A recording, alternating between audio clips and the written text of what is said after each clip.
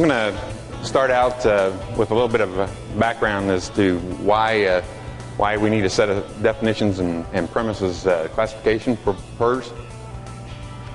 And Dale and I started working on or thinking about this probably 2 years ago or more, and it was more out of frustration with at the time I think we were working on the risk assessment, and we were trying to word some of the questions, and the thing we knew was going to happen did happen. Every training session we have now, you can almost set your clock to it when the first question comes up. Well, what do you mean by negative, or what do you mean by naive?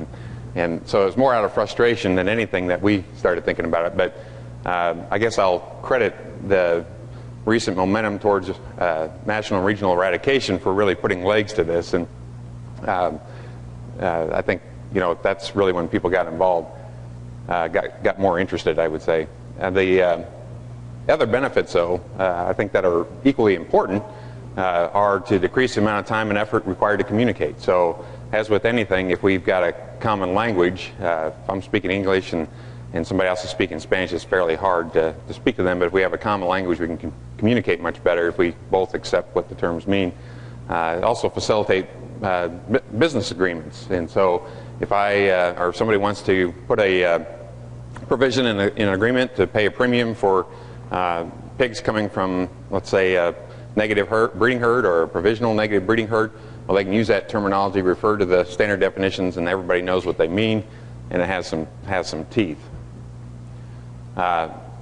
Equally important, I guess, for those of us in academia is that it makes our life a lot easier. If we don't have to spend a page and a half in a proposal or in a paper defining what we mean by a negative breeding herd or a provisional negative breeding herd, then it makes our life much easier. And then it also facilitates comparison of field-based research. So, a little bit of background. I use the term initiated here by ASV and PRRSCAP. In truth, the real initiation for the current version that we have was Steve Henry Whispering and Bob Zier at the PRRSCAP stakeholder meeting this last June. And I think Steve just said that we need to do this, and I think he told you to pick up the ball, I think is my recollection. So I don't know if you knew I was listening, but I was in the row ahead of you there. So, so that's really what got it going. So Bob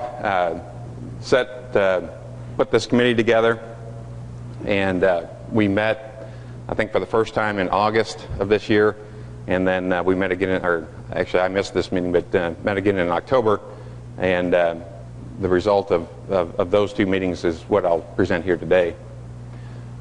The basis for the classification, just to give you a little bit of information on our thought process here, was that we're going to define herds on the basis of infection and the antibody status, either positive or negative of subpopulations at an individual premises. And so the subpopulations we're dealing with here are breeding females, piglets, negative breeding replacements, and growing pigs. Okay. And then the diagnostic evidence is only required to confirm a negative status. So we're taking the opposite approach of our legal system in the U.S. You're basically presumed to be guilty until you're proven innocent. And so you don't have to prove a positive, but you do have to prove or confirm a negative. So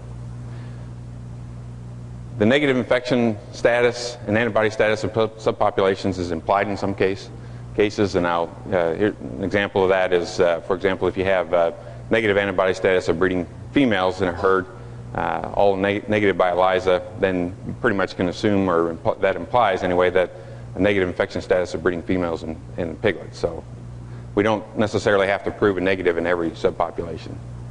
And then a positive status is assumed if diagnostic evidence is absent. Again, that's you're guilty until proven innocent. Okay.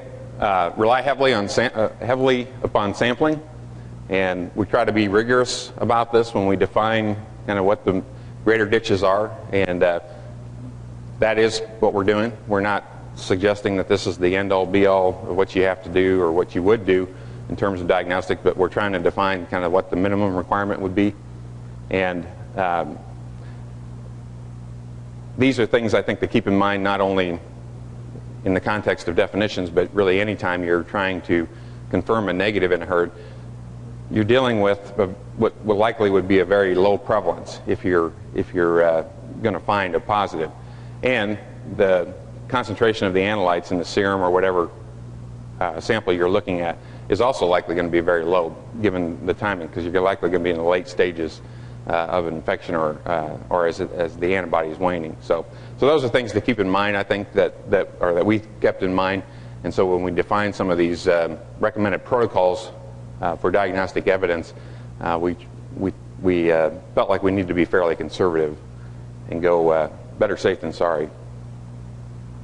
So here's what we came up with. So I think fairly concise for the breeding herd. Lisa probably would fit on a coaster, so if every morning you set your coffee on that, and occasionally when you spill on it, you'd look at it, and eventually I think everybody would get this. There was a fair bit of debate about whether or not to just use the names or whether to have a category number there. The fear was that the category numbers, or the Roman numerals, would be confused with the stages of an eradication program. But I believe the consensus was that we will probably be able to get past that. I think we can all understand the difference between those two, and so we kept those Roman numerals in there. So basically, again, the classifications based on the infection status and the antibody status of these 4 subpopulations of pigs. These breeding replacements, we refer to them as negative breeding replacements. These are going to be your gilts that you're bringing in after you open a herd up following a herd closure and rollover. And so these are going to be basically serve as a sentinel. We basically got a bioassay going where these are going to be your sentinel animals here. The other thing to point out is that we're identifying what diagnostic test you're going to need. This is, again, this kind of the greater ditch, what minimum is. And so, for example, to go from stage 1 to 2, you're going to need to do PCR on piglets, and we've got a recommended protocol defined for getting using that PCR. And likewise, to go from 2 to 3, you're going to rely on ELISAs in these negative replacement gilts, and then finally to go from 3 to 4, relying on ELISA in the entire breeding herd. So that's how you interpret those. Okay. So this is category 1. Again, there's no diagnostic evidence required to fall into this category. Basically, you're here by default. So it's going to include herds that are maybe immediately following a PRRS break, or herds that have a chronically recurring subpopulation of shedding animals with vertical transmission, and then anything that's lacking the minimum required evidence to confirm a negative infection status. So, okay, so that one's fairly easy. Going from 1 to 2 then requires that you confirm negative infection status in the piglets. Category 2 starts after 90 days, and so we've set that timeline of 90 days after you have diagnostic evidence of negative infection status to confirm a negative infection status in the piglets. Okay, so this is going to include herds where control is the objective, so we're not going for elimination here, but just controlling it. So we're going to try to get a stable population. And it's also going to include, it's going to be a prerequisite for herds that are intending to go through a herd closure and rollover. So it's kind of you have to pass through category 2 to get to category 3. And I'm going to show you one of these. We have these basically for each of the transitions. So from this is category 1 to category 2. We have similar ones for category 2 to 3, and then likewise 3 to 4. I won't show all these, but they're basically all the same setup. The animal, or the test that we're going to be doing again is PCR. We're going to be doing on the due-to-be-weaned pigs on serum, and we're going to use a sampling approach as opposed to a whole herd. If you're sampling, which we are in this case, got a couple things you can do. Optional. This one's optional if you want to try to increase the sensitivity of the test. You can target certain subpopulations, and this is based off of the work that John Paul Cano did a few years ago. This systematic sampling procedure we're defining as 1 pig per litter, randomly pick your litters. Minimum number of samples, and again, this is where the confidence level and the prevalence, or target prevalence we're trying to detect comes into play, and we're defining that here as a 95-10, and so based on that, given any sample, any population size, then you'd want to sample 30 pigs to get that level of confidence. Now, in this case, I'm going to skip over the pooling for the moment, but we're going to do a minimum of 3 to account for variation in the prevalence, as well as to increase the confidence in finding the positive. So we're actually going to end up with greater than 95% confidence here, because we're doing 3 consecutive tests 1 month apart, or 4 weeks apart. And so we actually, I just put that as greater than 95. So that's what's basically required. You can do pools of 5, again, for the PCR. And then the decision rule to classify the herd as negative then is none positive over the 90-day period. So basically, again, you have 3 consecutive negatives 1 month apart. Okay, so that's what it takes to prove a negative in this case, to go from category 1 to category 2. All right, category 3. Then, actually, this didn't update this slide. I just noticed this is now, we're calling that provisional negative rather than qualified negative. So I apologize for that. I don't know how that escaped me. But to get to category 3, we have to confirm a negative antibody status of the breeding replacement. So again, this is the one where we're going to rely on the sentinels. Basically, we have a field-based bioassay here where we're going to bring in negative gilts. What we've said is that category 3 starts 180 days after the initial introduction. Now, there are a few, I think, details in this scheme that we came up with that probably need to be debated a little bit more. That may be one of them. We really didn't have an opportunity in the meetings to debate that one very much. And I've gotten a number of comments, though, and I think I concur that that's probably a little too conservative. I think that waiting 6 months is probably longer than what you need to be able to say with some with confidence that, yeah, we're still negative. So that one, I think, we may reduce that, especially when you start thinking about applying this in terms of a national eradication. If you're going to use this to make decisions about when pigs can move, being that conservative might be too much. So, okay. So key point here, though, for category 3, this is only going to involve, the only way you get to category 3, or the only way you're going to go through this category, is if you're doing a herd rollover. Okay. So that's basically that category is specific to herd rollovers. All right, category 4, this is the holy grail, then is the negative herds. And there's basically 2 ways you're going to get here. You're either going to get here by a herd rollover, or you're going to get here by establishing a new site as a negative, first negative site, or complete depop repop. So I guess you can think of those as 3, but really the complete depop repop and a new site startup that's negative, I think of those as the same in my mind. So for the purposes of these, of coming up with definitions. So this one is for, this slide is for ones that you're going to establish negative by herd rollover. And we really said there's 2 ways to do that in this case. One way is to use the production records, so basically the inventory lists, to track the animals that were in the herd the day you started bringing in the negative gilts, negative replacement gilts. And then you look at the inventory list for the current inventory list, and you compare the 2, and if there's no sows or no females that were there when you started bringing in negative gilts, then you rolled the herd over once. And so that's basically the first part of alternative 1. The second part is to then just do some sampling using ELISA to confirm that you're still negative. So that's alternative 1. Alternative 2, you can use if you don't have production records, or if you just prefer this, but just basically do a whole herd test and confirm that you're negative. Now, that's another area where I would say we maybe have a little bit of debate about whether that's required or whether you can do a sampling approach there too. So that may be, I would say, maybe the second area that we might want to tweak here, but do that. So do that later. Now the other is the depop repop, or the new startups. And basically what we've established here is a sampling approach to establish that they're negative. So again, based on a 95.5, I think, or 95.10 in this case. So, all right. Now, one additional complication is when you have growing pigs, and so either growing pig sites or breeding herds where you have growing pigs present.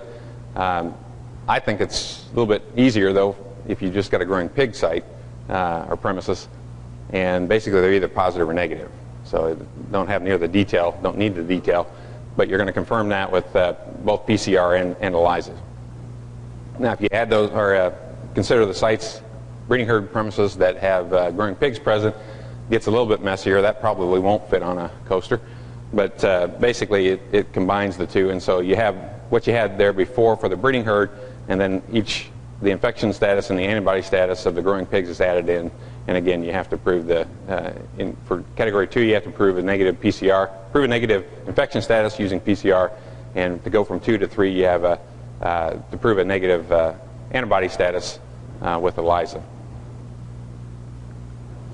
All right, and then a few kind of loose ends, some definitions that are going to be required both to make sense of the herd classification, but also to facilitate national eradication or regional eradication. We should really need a definition of premises, and in this case define that as all facilities within a half kilometer of another facilities at the premises and common employees and or premises level management. So if either of these criteria is violated, then it's a separate premises. A herd is simply just a population of animals at a single premises, and then we've also defined closed herds and closed premises, and this is really kind of important when you start thinking through a herd rollover. Closed herds is where of course both of them is where you're producing your own replacements, but a closed herd is where those gilts are born there, but then they go off-site to be raised and develop, and then come back as replacements. Whereas in a closed premises, they are born, raised, and return to the breeding herd without ever leaving the premises. So, okay, and then complete depop, repop, and herd rollover are we define as the two methods of eliminating the virus. And then a herd test, I'll skip over that. And then there's a fairly lengthy definition for a negative breeding replacement, and this is where you get into the difference between a herd closure or a closed herd and a closed site, but I won't go into detail here for now. But suffice it to say that you basically have to confirm the antibody status of these pigs, infection and antibody status of these gilts before they come into the herd. And then we have some additional criteria about where they're sourced from, and that depends on whether they're bringing in gilts from outside or whether it's a closed herd or closed site. Okay, and then just to wrap up, I want to apply the herd classification to national eradication, and so this is based essentially on what we had for the pseudorabies cleanup. You have the 5 stages of that eradication program: preparation, control, mandatory herd cleanup, surveillance, and and then the free, stage 5. And so I put this up here again to highlight the difference between a program stage and the herd classification. So even though they both have Roman numerals in their name, they're totally different and not to be confused with each other. And so this is just what I proposed, stage 1, 2, and 3 of the eradication program. You can have both positive unstable and positive stable herds. Once you get to stage 4, though, you've got to have either provisional negative or negative herds in that region or state or region. And then to go to stage 5, they have to be all negative. So that includes growing pig and breeding herd. So just threw that up there. That's not something that the committee has really debated, I think, too much, but just to put that in context. So with that, have a few acknowledgments. I want to acknowledge the PRRS Definitions Committee and Dr. Baker and McKean for their valuable comments, and then Dr. Lula and Connor for sort of re-sparking the interest in eradication. So.